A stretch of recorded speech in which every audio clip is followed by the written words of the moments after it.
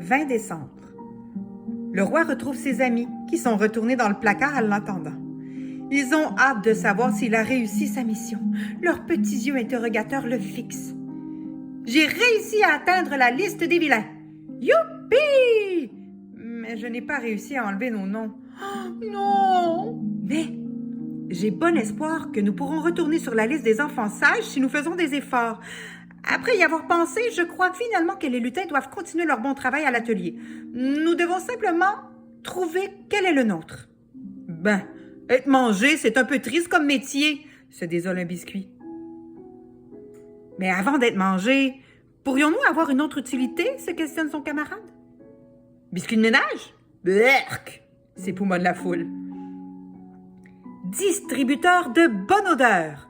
Nous pourrions agiter des éventails autour de nous et ça sentirait bon partout. Ou être cuisinier de la mère Noël?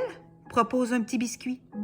Oui, nous pourrions aller vérifier directement dans le four si la cuisson est bonne. Nous serions aussi capables de bien écraser les aliments en marchant dans le plat. Ce serait génial! Yahoo! Après avoir contribué à nourrir tout le royaume, nous pourrions être mangés, l'esprit en paix. Nous aurions eu une belle vie qui aurait rendu les gens heureux et repus. Les biscuits de pain d'épices festoient.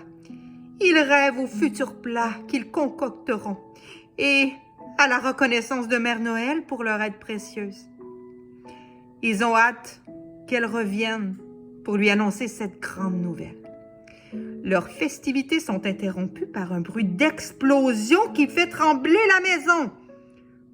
Pow! Patao!